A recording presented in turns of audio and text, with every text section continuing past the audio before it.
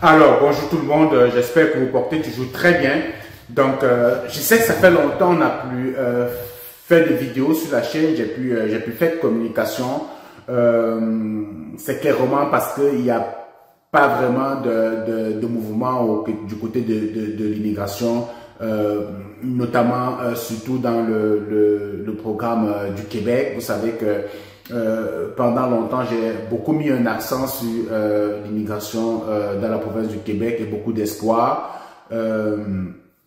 Donc, ça ne bougeait pas du tout de ce côté-là. De toutes les façons, jusqu'aujourd'hui, ça ne bouge pas du tout. Restez surtout dans la vidéo jusqu'à la fin parce que ceux qui écoutent l'actualité sur l'immigration canadienne, notamment ceux qui regardent le programme Arrima du Québec, vous devez avoir remarqué que hier, le gouvernement du Québec a comme ça déposé au Parlement sa planification pluriannuelle des 4 prochaines années de son plan d'immigration voilà, à venir.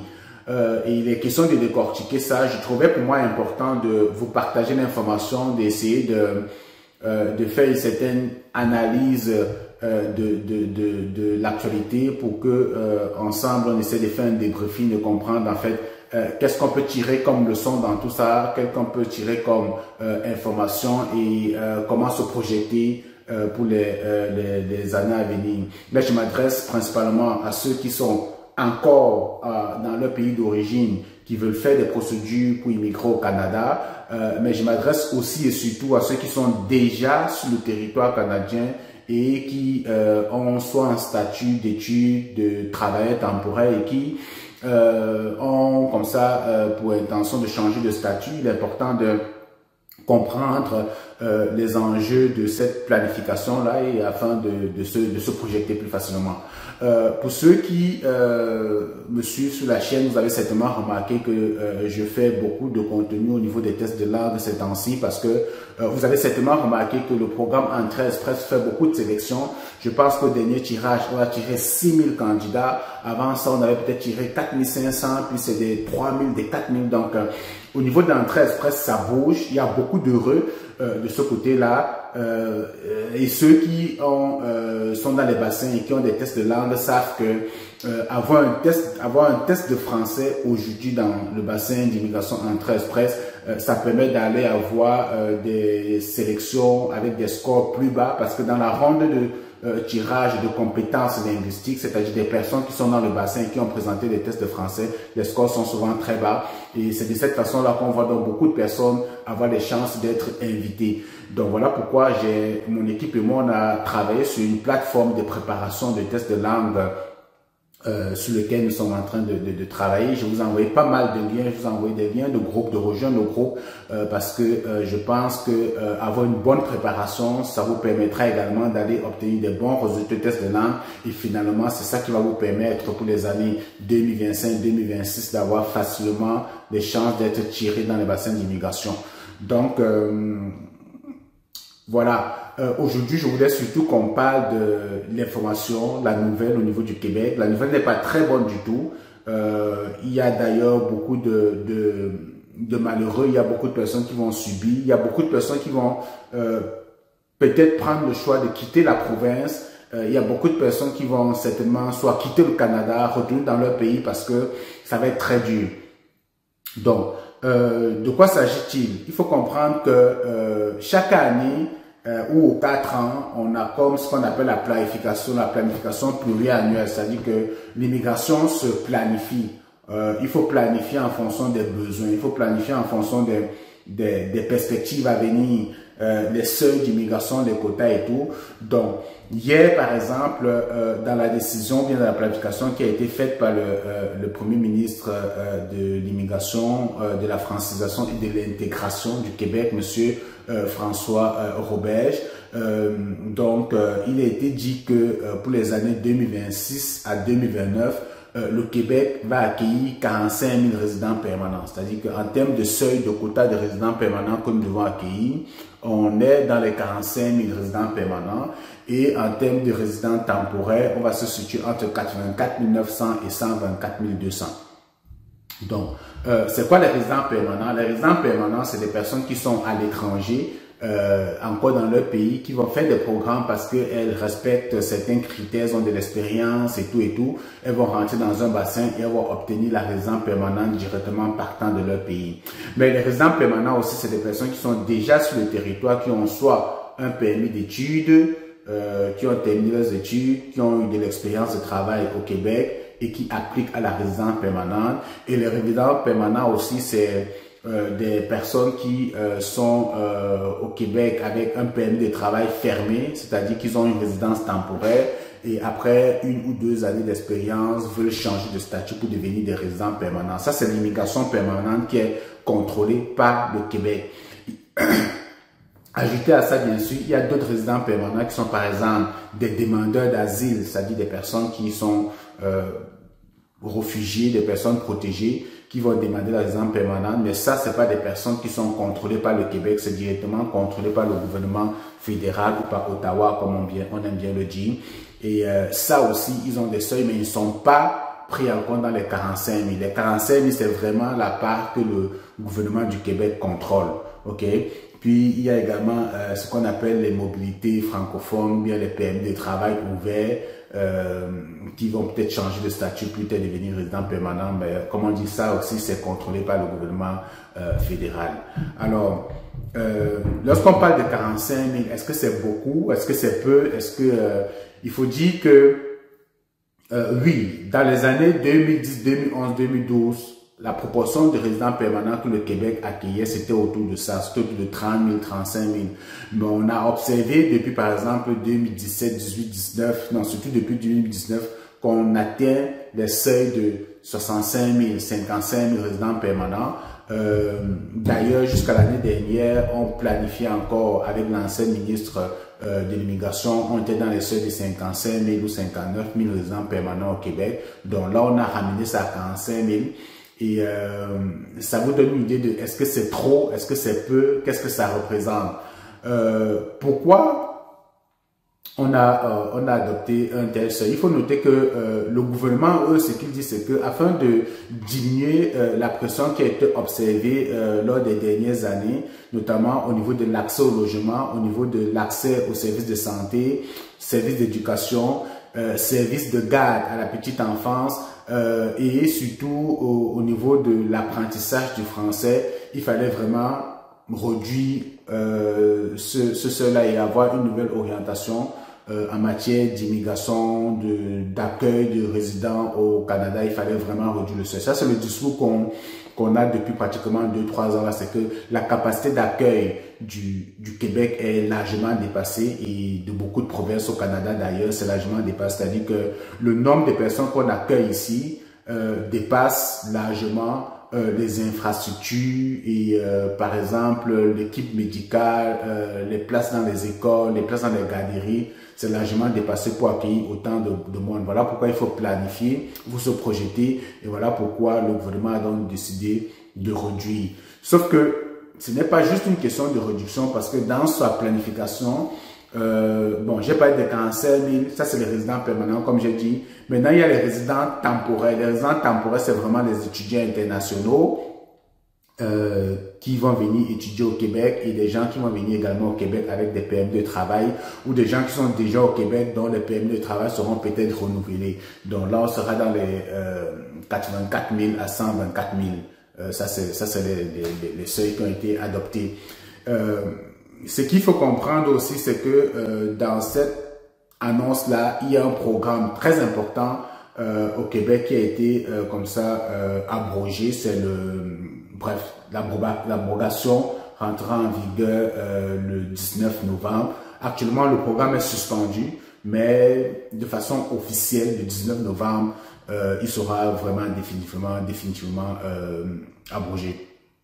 Donc, il s'agit du programme PEG, le programme de l'expérience québécoise. Alors, je vous explique.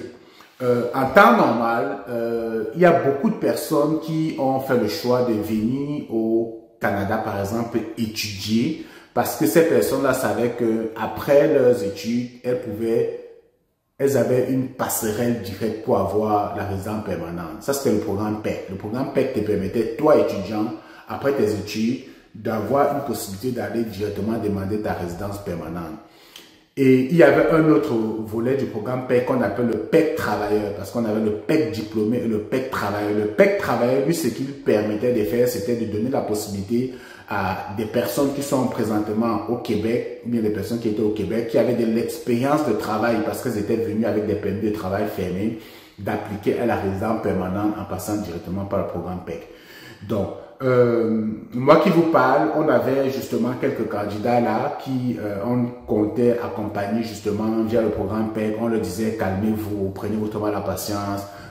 Après 1 an, 2 ans, vous allez pouvoir faire le programme PEC et obtenir votre résidence permanente. Sauf que ça, ce n'est plus possible.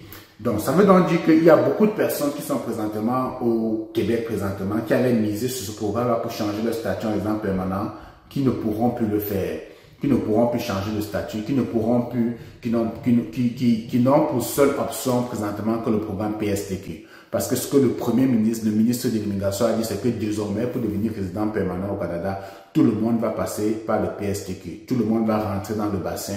Le système va lui donner des scores en fonction de son profil. Il doit avoir des sélections, des tirages. Ce n'est plus automatique. Ce n'est plus un acquis. On n'a plus une possibilité, une transition directe qui te donne droit à la résidence permanente parce que tu as étudié ici ou alors parce que tu as de l'expérience de travail d'ici. Et ça devient très compliqué parce que dans le programme, par exemple, PSTQ diplômé, on ne regardait pas trop ton niveau d'études parce qu'il y a des personnes qui sont au Québec, par exemple, qui sont des camionneurs, qui n'ont pas de diplôme dans leur pays d'origine. Ils ne sont pas allés à l'école, mais ils ont un permis de conduire, ils ont de l'expérience en camionneur et ils avaient la possibilité de changer de statut de permis de travail à résident permanent. Ok? Mais là, aujourd'hui, ce qu'on dit, c'est que il faut rentrer dans le PSTQ. Or, le PSTQ, lui, il a des règles. Le PSTQ, dans ses grilles, il faut avoir un diplôme. Il faut être diplômé. Donc, tu vois que si tu n'es pas diplômé, ça peut être difficile pour toi d'avoir un score qui va te permettre d'être sélectionné dans le PSTQ. Donc, ça, c'est le gros problème, malheureusement. Et je ne sais pas ce qui va se passer dans les jours à venir, mais pour l'instant, c'est l'information qu'on a. C'est la décision qui a été prise. Et dans son annonce aussi, ce que le ministre a dit, c'est que il y a également la francisation, le niveau de français qui est l'aspect francisation qui est beaucoup mis en avant. Désormais, vous savez, le français, c'est une obligation pour toute personne qui veut devenir résident permanent au Canada, au Québec surtout. Et d'ailleurs, même des personnes qui veulent obtenir un permis de travail fermé, désormais, il faut présenter un test de français lorsque vous allez demander le document qu'on appelle le CAQ, le certificat d'acceptation du Québec. Il faudra présenter un test de français. Certes, les niveaux ne sont pas très élevés parce que on vous demande d'avoir des niveaux de 4 ou 5, c'est pas grand chose. Mais il y a au Québec, par exemple, beaucoup de Mexicains qui généralement ne parlent pas français, ne sont pas à l'aise à le français, ou des personnes d'autres pays qui sont venus ici, qui ont des permis de travail, qui travaillent dans des usines et tout ça, qui ont beaucoup de difficultés à parler français. Alors ce qu'on leur dit, c'est que désormais, s'ils ne sont pas capables de présenter un test de français et d'avoir la note qu'il faut, ils ne pourront pas obtenir résidence permanente ou on ne pourra pas renouveler leur permis de travail. Donc, ça, c'est clair que c'est une décision qui va justement permettre de réduire au maximum. Ça met comme une barrière d'entrée. Donc, désormais, ça sera plus évident à beaucoup de personnes qui ne parlent pas français de venir au Québec ou bien d'aspirer à un résident permanent au Québec. Là, je vais m'adresser à ceux qui sont à l'extérieur, à l'étranger. Le Québec dit désormais, dans les 45 000 personnes que nous allons recevoir par an, d'ici à partir de 2026, 65% seront ceux qui sont déjà, on va prioriser, 65% seront ceux qui sont déjà sur le territoire. Ok, 65%. Donc, il y a à peine 35% qui vont venir de l'étranger. Donc, toi qui es présentement à l'extérieur, qui peut-être mise sur une procédure PSTQ pour obtenir ta résidence permanente, tu comprends que le programme n'est pas fermé pour toi, mais ça va être très compétitif. Ça va être très compétitif. Il va falloir avoir des excellents scores. En plus, j'ai vraiment envie de voir comment seront les premiers tirages pour les candidats qui sont pas au Québec. ce sera quoi les scores, comment ça va se passer. Mais ça va être challengeant, ça va être compétitif. Les chances sont de plus en plus minimes, réduites. Voilà pourquoi je recommande à beaucoup de personnes qui ont le profil, qui ont la capacité financière de se tourner vers 13 Press. Oui, tu peux être dans un bassin Arima, mais d'emblée, il faut mettre beaucoup plus tes efforts vers le programme en 13 Press parce que tu as beaucoup plus de chances d'être sélectionné, peut-être via le programme en 13 Press. Étant donné que le programme du Québec est beaucoup plus désormais axé pour régulariser la situation de ceux qui sont déjà sur le territoire. Donc, c'est peut-être aussi une bonne nouvelle parce que ça ne sert à rien de faire venir des gens alors qu'il y en a déjà sur le territoire qui n'ont pas vraiment de statut véritable et tout. Et maintenant, pour ceux qui sont sur le territoire, vous avez terminé vos études, vous pensiez que vous alliez pouvoir faire le PEC. Le PEC a été fermé. Vous avez un permis de travail. Vous pensez que vous deviez pouvoir faire le PEC pour demander la résidence permanente avec vos expériences de travail. Le PEC est fermé. La seule voie qui vous reste, c'est de rentrer donc dans un bassin PSTQ, de faire la déclaration d'intérêt et d'attendre les tirages. Les tirages vont se baser sur des critères. Le ministre a été clair. On va prioriser des personnes qui ont de l'expérience en région. Des personnes qui sont dans des régions, c'est-à-dire qui sont hors de la grosse communauté métropolitaine de Montréal et ses environs et Laval. Ça va être difficile que vous obteniez une sélection parce que lorsque vous faites une déclaration d'intérêt dans le PSTQ, il y a des questions qu'on vous pose. Votre expérience de travail est où? Dans quelle province? Si on vous pose ça comme question, vous avez l'intention de vivre où? À Montréal, hors de Montréal. C'est des questions qui seront exploitées pour aller orienter les tirages. Parce que les tirages, pour aller justement chercher les cibles de tirage, les tirages seront faits en fonction des provinces. Parce que le Québec dit on a beaucoup plus besoin du monde dans les régions. On a beaucoup plus besoin, les entreprises ont beaucoup plus besoin de travail dans les régions. Donc ça veut dire que si vous avez la possibilité, vous qui êtes à Montréal avec des permis de travail, si vous voulez renouveler vos permis, peut-être voir si c'est pas, si vous pouvez plutôt aller sortir de Montréal et aller peut-être chercher du travail ailleurs. Parce que dans Montréal, ça va être difficile que vous obteniez une résidence permanente avec de l'expérience acquise dans Montréal. Ça, c'est ce qui a été dit là par le gouvernement. De même que ceux qui ont terminé avec des études. Avant, lorsque tu finissais, tu terminais tes études au Québec, tu pouvais directement demander ta résidence permanente via le programme PEC. Mais désormais, toi, en tant qu'étudiant, il va falloir que tu rentres aussi dans un bassin d'immigration, tu fais ta déclaration dans le PSTQ et la province où tu es, où tu as obtenu ton travail, va également être très déterminant pour obtenir ton tirage. Donc, il faut aussi aller en région. Donc, allez tous en région si vous voulez vraiment mettre des chances de votre côté. Moi, c'est ce qu'on peut comprendre de tout ce qui est dit ici.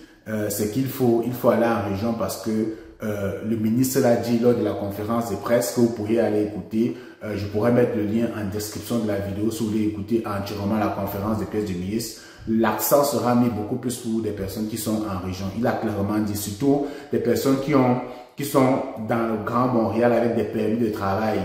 Ça va être difficile que vous obteniez une résidence permanente simplement parce que vous avez de l'expérience de travail aux alentours de Montréal et tout. Voilà quoi. Et puis, le PSTQ, c'est un programme c'est un programme sélectif. Il faut remplir la grille de pointage, il faut avoir un bon score. Et j'ai beaucoup de peine pour ceux-là qui n'ont pas de diplôme. Parce que comme j'ai dit tout à l'heure, il y a des personnes qui sont au Québec, qui ont obtenu de l'expérience de travail, qui ont des permis de travail fermés au Québec, mais qui n'ont pas de diplôme, qui n'ont pas de diplôme secondaire, qui n'ont pas de diplôme universitaire. Or, ces personnes-là seront dans un bassin avec des candidats qui, eux, ont des diplômes universitaires, qui ont des points parce qu'ils ont des diplômes universitaires, qui en plus ont de l'expérience de travail. Ça veut dire que ceux qui n'ont pas de diplôme seront très défavorisés. Je ne sais vraiment pas comment ça va se passer au niveau des tirages.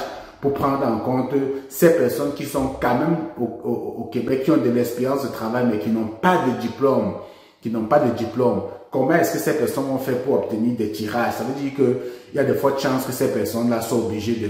Parce que au bout d'un certain moment, si tu n'es pas tiré, si tu n'es pas sélectionné pour changer ton statut en résident permanent, qu'est-ce que tu fais? Tu n'as plus de statut au Canada, il faut que tu quittes. Donc, il va peut-être falloir que des gens se décident peut-être de changer de province complètement, d'aller dans d'autres provinces, de quitter le Québec. Ça peut être ça à un moment donné l'alternative, parce que ça devient très critique, très compliqué, très complexe pour beaucoup de personnes. On peut le comprendre. Donc c'était ça l'information que je voulais partager avec vous. Je ne sais pas s'il y a quelque chose qui m'échappe, mais en gros, c'est surtout ça que je voulais voir avec vous.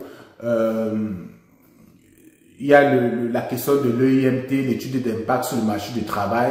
C'est un processus qu'on fait pour des personnes qui veulent venir travailler au Québec. Il faut démontrer que l'employeur qui fait venir les travailleurs de l'étranger doit démontrer qu'il n'a pas réussi à trouver la main d'œuvre au Québec. Et pour cela, il faut qu'il fasse ce qu'on appelle l'étude de l'impact sur le marché du travail. Et le gouvernement dit donc que l'étude de l'impact pour le marché du travail pour des personnes justement qui veulent faire un permis de travail étranger dans la région de Montréal et de Laval ne sera plus acceptée. Donc, il n'y aura plus possibilité d'obtenir un EIMT. Donc, ça veut dire on veut que les gens ne viennent plus dans Montréal et dans Laval, que les gens aillent beaucoup plus en région. Et j'ai déjà parlé du test de langue qui sera désormais obligatoire pour des personnes qui veulent renouveler ou bien qui veulent faire une demande de permis de travail au Québec. Lorsque tu fais une demande de permis de travail au Québec, il y a un document que le Québec te délivre, ce qu'on appelle le CAQ, Certificat d'acceptation du Québec. Désormais, pour obtenir ce document de CAQ-là, il faudra que tu présentes un test de français, ok, et que tu aies un niveau de 4 en oral au français. Donc, voilà l'actualité d'aujourd'hui. Laisse-moi savoir ce que tu en penses. Est-ce que tu penses que l'immigration au Québec est totalement quelque chose à ne plus considérer? Est-ce que tu penses que toi qui es à l'étranger, ça vaut quand même la peine de continuer à tenter ta chance et de continuer à miser sur ce programme? Pour ma part, comme je l'ai dit, c'est pas exclu. Il y a forcément des personnes qui seront tirées parce qu'on a dit 65% c'est ceux qui seront sur le territoire. Ça veut dire qu'il y a quand même une marge qui est réservée à ceux qui sont à l'étranger. Mais lorsqu'on sait que avant quand l'immigration arrive dans l'ancien programme sélectionnait uniquement des gens qui étaient à l'étranger, on avait beaucoup plus de flexibilité, de facilité d'être tiré. Il faut savoir que dans les seuils de l'immigration à l'époque, les diplômés, les travailleurs n'étaient pas inclus dans le seuil parce que eux ils passaient par le PEC. Et comme on ne pouvait pas vraiment se projeter par rapport au PEC, on ne pouvait pas vraiment les mettre dans le seuil. Et justement, c'est l'une des réponses du ministre, c'est que le fait d'avoir le PEC ne leur permet pas de vraiment contrôler leur cible d'immigration. En envoyant tout le monde dans le PSTQ, ils sont sûrs qu'ils vont aller sélectionner. S'ils ont dit qu'ils devaient sélectionner 45 000, ils vont sélectionner seulement 45 000 via le PSTQ. Or, avant, lorsqu'il y avait le PEC, il y a des diplômés qui finissaient, qui passaient directement par le PEC, qui obtenaient la résidence permanente et ça venait s'ajouter au seuil des années précédentes. Donc, c'est peut-être une bonne stratégie pour contrôler justement les seuils d'immigration, mais ça reste qu'il y a beaucoup de personnes qui ont pris des décisions lorsqu'elles partaient de leur pays pour le Québec parce qu'elles savaient qu'il y avait ce programme-là. Il y a justement lors de la conférence quelqu'un qui a posé cette question au ministre de savoir des gens qui ont pris sur eux. On parlait par exemple d'un couple de Français qui ont tout vendu en France, qui ont vendu leur maison, leur bien pour venir au Québec parce qu'elles savaient que il y avait une trajectoire qui était bien dessinée et que aujourd'hui ces personnes ont tout vendu dans leur pays parce qu'elles ont immigré. Elles savaient que après un certain nombre d'années devaient appliquer à la résidence permanente, que cette porte soit fermée. Qu'est-ce que le ministre en pense? Le ministre a été clair. Le ministre a clairement dit que la résidence permanente au Québec, ce n'est pas quelque chose d'acquis. Je le dis pas exactement en ces termes, mais c'est un truc de ce genre. C'est un privilège, c'est ça. Il a dit, la résidence permanente au Québec, c'est un privilège. Ce n'est pas un droit. Ce n'est pas quelque chose d'acquis. Donc, ce n'est pas parce que vous êtes venu au Québec, que vous avez fait un certain temps, que vous devez penser que absolument vous devez avoir la résidence permanente. Donc, ça veut dire beaucoup de choses. Ça veut dire que à un moment donné, il faut peut-être penser, si vous observez, vous analysez que tout est compliqué, les choses deviennent complexes, vous pouvez peut-être envisager de changer de province, d'aller dans d'autres provinces, d'aller voilà quoi. Le Canada est grand, malheureusement c'est ce qu'il faut faire. Si vous trouvez ça complexe et que vous voulez vous faire accompagner, vous voulez qu'on regarde ensemble qu'est-ce qu'il y a lieu de faire, comme vous le savez, Exponentiel Fodio, je ne suis pas consultant en immigration, je ne suis pas un avocat en immigration, je ne suis pas rien de tout cela. Je suis quelqu'un qui suit beaucoup l'actualité d'immigration canadienne, qui a accompagné de façon directe et indirecte beaucoup de personnes à faire le processus d'immigration. Aujourd'hui, avec mon partenaire, comme vous le savez, Dynamique Immigration Canadienne, si vous voulez travailler avec des personnes sérieuses de confiance dans vos processus d'immigration, vous pouvez nous faire confiance. On peut regarder ça ensemble selon votre profil, selon ce que vous avez en main, comment est-ce qu'on peut vous orienter, comment est-ce qu'on peut trouver une alternative. Parce que je sais que pour beaucoup, ça va être un casse-tête présentement avec toutes ces informations-là. Donc, vous pouvez compter sur nous. Si tu as aimé la vidéo, like, partage, abonne-toi, puis on se retrouve dans une prochaine vidéo.